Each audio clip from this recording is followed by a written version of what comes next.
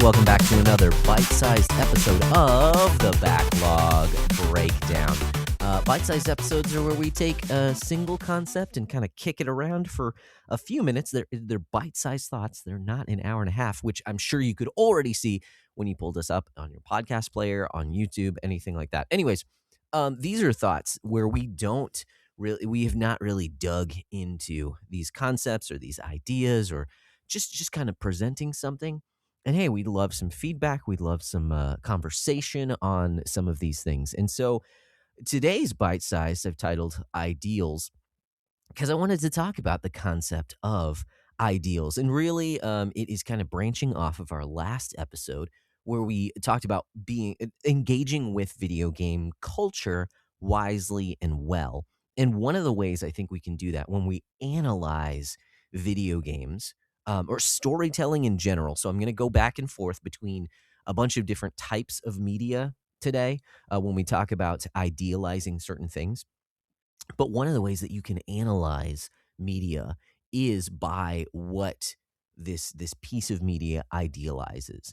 What is it? What is some of the questions that we'll take a look at are what are the character motivations? What are character desires? What does the story tell us is good? So underneath the surface, it doesn't have to, come out and say it on the nose. But what are your main characters kind of searching for? What are they attempting to do?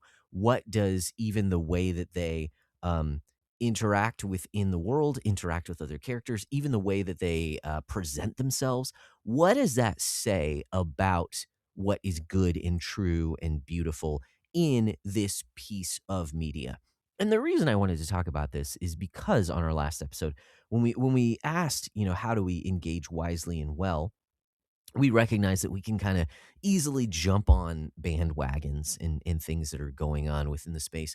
We can jump to conclusions improperly sometimes, but I do think the other side of that is we want to be wise, and so we do want to pick up on not just what video games overtly tell us, okay, with their stories, with their characters, but we want to go a little bit deeper, and we also want to see what is this game telling me, or what is this piece of media telling me is good and true and beautiful, even if it's not overtly expressed.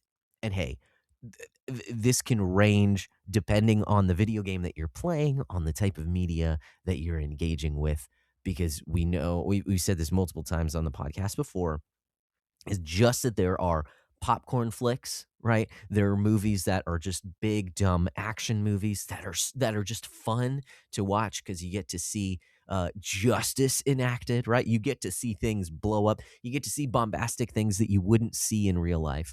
There are also video games that are just for fun. What is the character? What is Mario's character motivation? He just wants to save the princess, which when we analyze that type of ideal, hey, Mario's a good character. It's not that even he's doing it necessarily for a particular romantic love.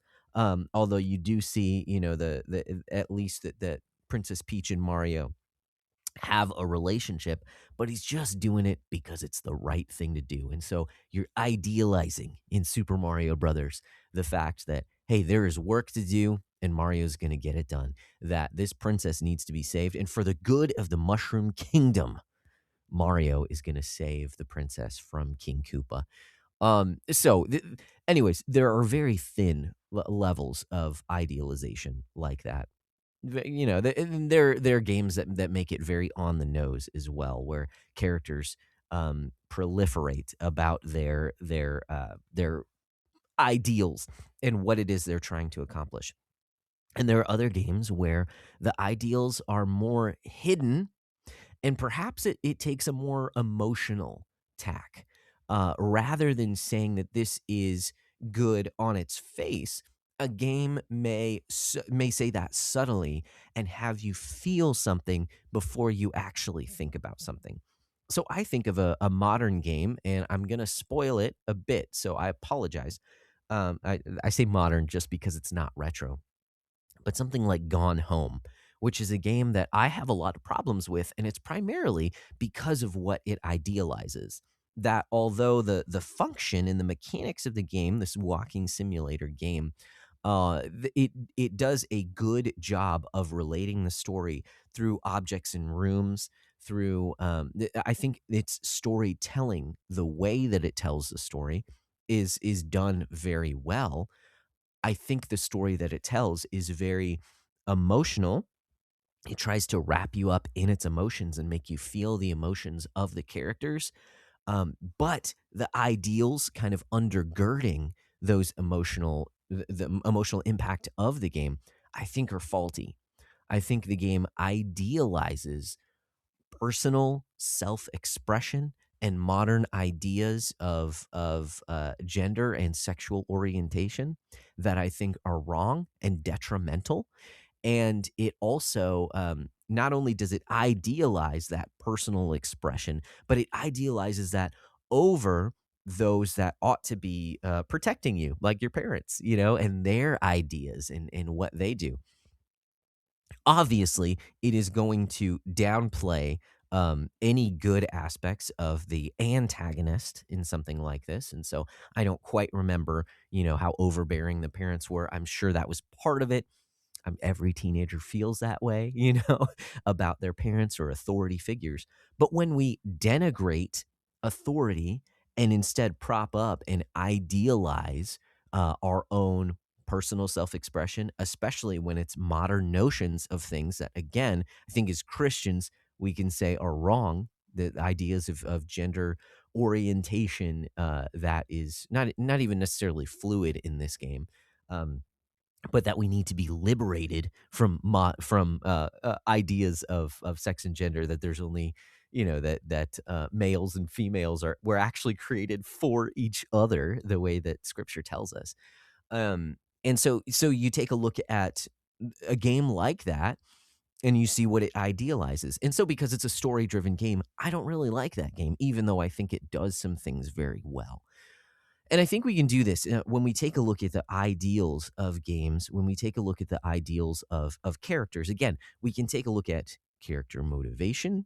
We can take a look at their desires and what it is that they want to accomplish, because that can subtly teach us as players, especially as we seek to, or not even seek to, but what just happens because of the medium of video games is we embody these characters, right?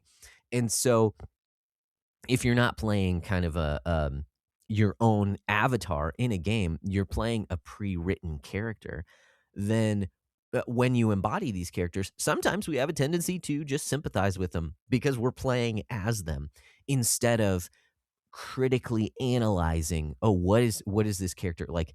Do I actually agree with this character's motivation, what they're trying to do? Sometimes we play. Here's another game that just popped up into my head, because this is a nice rambly episode of the bite-sized backlog breakdown here, is a game like Persona 5, where you embody different characters. And that's another game that I think actually has some issues with its motivations and its characters. You can understand and you can sympathize with the character motivations. Oh, we need to take down these people in authority who are using their authority wrongly. Okay, I can get with you that far. What does justice look like? When we feel like we're chained down by authorities that are abusing those that are under them. That's a good premise. Though that's a good kind of start to a story. But the answer that's presented in that game, taking justice into your own hands, and especially the way that you do that, and the way that that game kind of builds into an idealization of chaos and anarchy, and everyone does what is right in his or her own eyes, the way that humanity was when God judged them with the flood of Noah. That is not a good answer. And so while I do actually like that game, I also recognize that there are problems with it, because the ultimate answer that it gives you, and that's over the course of 120 hours or so, the ultimate answer is not a good answer. It doesn't idealize, excuse me, what is actually true and good and beautiful. And so as Christians, we need to be careful. I'm not saying don't play these games, but I'm saying that we ought to be. How do we engage with this medium wisely and well? Well, I think there needs to be something to be there is something to be said about what particular games idealize. Now, I think the medium of video games does have some unique aspects to it. Um, with any visual medium, you are going to have characters that are portrayed to you. Sometimes, even the way that those characters are portrayed, their dress, their body type, their figure, or the way that they walk, or something like that. Sometimes that will signal their ideals as well. And so we do want to be careful with how we engage with things. What is it that this character is telling me?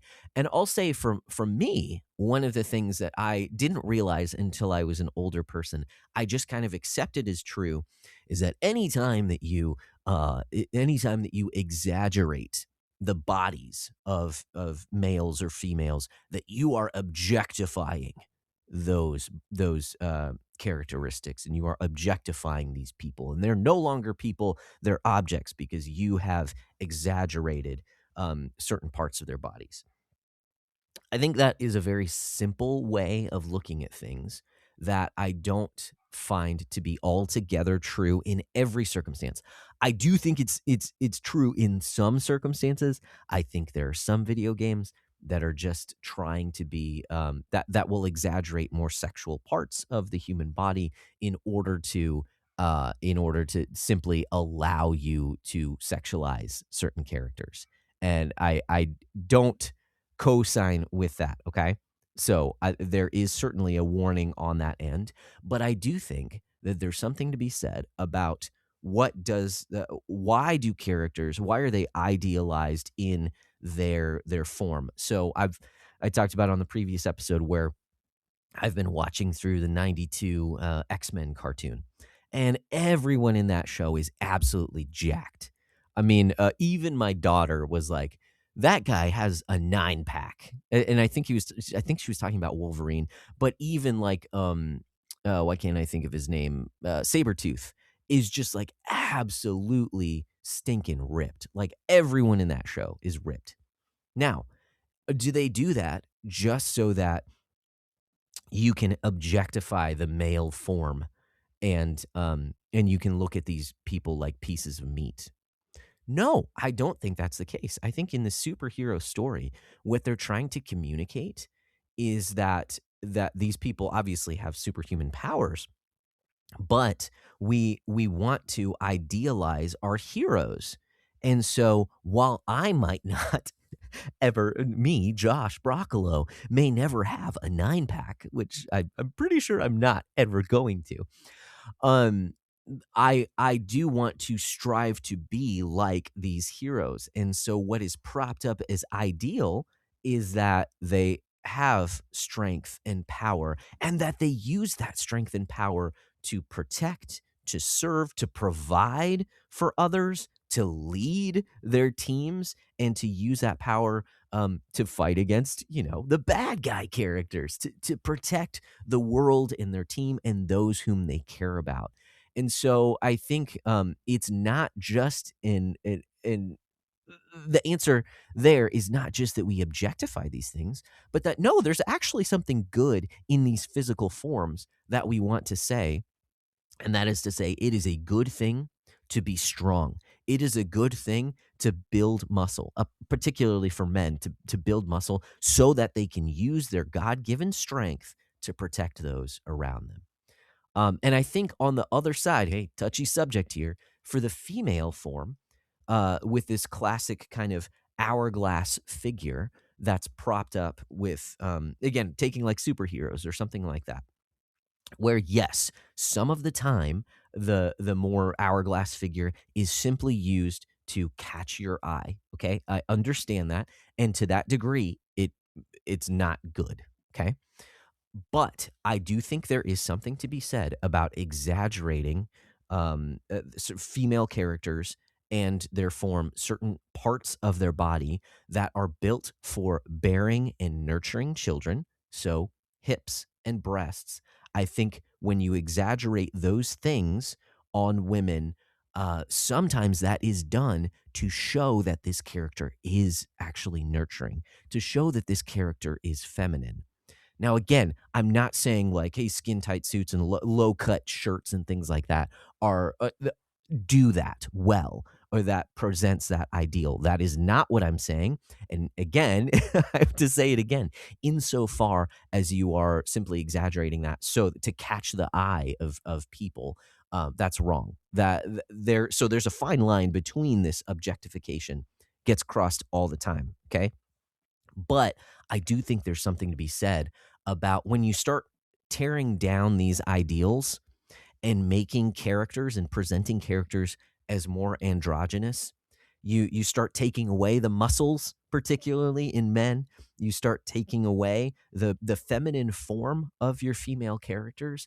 I do think you lose that idealization and things become bland and gray, and their bodies are no longer teaching about their character, which I think you can actually do really well, if that's part of who these characters are. You can even do that with, the classic kind of femme fatale, not even anti-hero, excuse me, antagonist, that uses and seduces other people, and that shows us that yes, women have an inherent beauty that they can use to catch the eye of men that is attractive. But when you use it improperly and you become a bad guy, right? So you can teach even ideals through the reversal of those idealistic properties. Obviously, with men and strength and power, you've got your overbearing rulers, right? People that are just searching for that power. That yeah, he might be jacked, but he uses that strength for himself. So, the last thing I want to touch on is so there's this visual aspect I think too of idealization and this modern notion of no, let's not actually use those ideals anymore. Let's make everything more bland and boring and wimpy in certain ways. Let's not teach through the way that we show things. I think video games can particularly show this even by combat and who are the most powerful characters in the game. That teaches something, right? That teaches us ideals. What are the different powers that different characters have? How do they attack other characters? What do they do? Do you have, who is the healer, right? In the group, who is more nurturing? What kind of ideals do you want to have? Is the ideal that this game is teaching that hey, violence is the answer to absolutely everything? Which with video games, that's generally the case. Um, or again, what characters are more powerful than other characters? I played a game recently where the main two characters seemed to the story seemed to say, "Oh, these are the most powerful characters, ever." But then anytime anyone would join them in their party, they'd all have pretty much equal strength. And the strength scaling between bosses and regular enemies wasn't that large. And so there's a bit of dissonance with that as well. So these are some things that we can analyze as we take a look at the ideals of different characters. I do want to give two kind of modern examples, I think, of poor storytelling and poor idealization. One of which is kind of your classic Disney movie. When you analyze character motivations and what is being propped up as ideal, is this again? I would say modern, maybe 90s, whatever, this trope of the princess wanting to get away from royal life, run away from her parents because her parents are just overbearing, and I don't want to be a princess. I want to kind of live on my own. And I think you can see that in a number of different kind of Disney stories.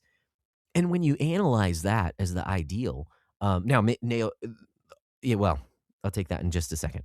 When you analyze that motivation, that's actually a pretty poor motivation. That actually teaches us as a people, teaches children that you should um that it is good for you to find self-expression, find self-fulfillment in rejecting the ideals of your fathers and mothers, of your authority figures, of those who are over you and have chosen a certain way of life for you. That is not actually a good ideal that I want to teach my children. Now, what I was saying earlier that I didn't want to get around to until I explained it is that just because a character starts one way does not mean that that character ends that way. There is a narrative arc, and if that character starts with improper ideals, that's okay so long as they correct those by the end of the movie. And in that case, I mean, that's actually a good thing because then you can show, hey, the faulty thinking, the flaws, the naivete of children who go against their parents' ideals because they don't know what the world is actually like. And so then the story can be a good story. And then you can see, oh, the ideal presented here was not actually the character's original motivation. That was just the setting so that you can go against that to teach a true and good and beautiful ideal. So it doesn't always, even though character motivations can point us towards ideals within a narrative arc, it can end up being something. It can end up being something much better. The last thing that I'll talk about, the last kind of example that I want to show, is with a lot of modern storytelling. And I think video games in particular is, I talked about how there's a visual element to certain characters that can teach us about their ideals. And I think there's a modern notion. I say modern, take this with a grain of salt. A lot of current video games are moving away from idealizing your main characters and instead would rather show the player on screen. And so protagonists have to be relatable in a number of different ways. They have to be uninteresting or kind of the kid thrown into all the craziness, as opposed to having someone who is more idealistic, who can show us the right way. Oh, they need to be a confused kid, and they can't show, strength or power or morals or things like that. No, because it needs to be more gritty and more real life and more, it needs to be more similar to our experience here on Earth. And while I think that can make for an interesting story, okay, I'm not putting that down all of the time. I think in general, that trope, that idea has become one of the main tropes that are used, that it just has become bland and boring. And it's at the expense of actually idealizing, again, the good and the true and the beautiful. Because when I look at, heroes of different cultures, you want to see strong women, right? Or strong women, strong masculine men, right? Leaders. You want to see men who sacrifice for others and women who are cultivating and nurturing and supportive, right? You want to see the beauty of men and women together as well, in these things. Whereas modern ideal, because of where we are kind of as a culture, we see a lot of these ideas of androgyny, right? Doesn't matter if it's masculine or feminine, it's just kind of a main character. And we'd rather have kind of a confused kid. And again, don't get me wrong, Spider-Man's one of my favorite characters ever. And that is one of the charms of Spider-Man is he's kind of a confused kid. He doesn't have it all figured out. And so you see all the trials and tribulations that he goes through because of that. But he also has this strong base, this foundation of morality that he got from failing, right? And so you do have ideals. Oh, I'm not going to fail again because it costs people. It costs people a lot. And so I'm going to try as hard as I can so that no one else will go through that similar kind of pain. So I do think he's a good character. And again, you can take it with a grain of salt as to how much and how little these things show up. But I do think it's a good kind of way of analyzing things, analytical tool, if you will, to ask, what is the ideal that this video game is teaching? What is the ideals that this piece of media that I'm consuming, that I'm engaging with? How do I engage with it wisely and well? What is it teaching me? And what are the ideals that are propped up? Not just how much fun is this video game sometimes. So I hope this helps you to engage wisely and well. And till next time, loggers, I'll be seeing you. Keep beating down your backlogs, and we'll keep breaking down the benefits.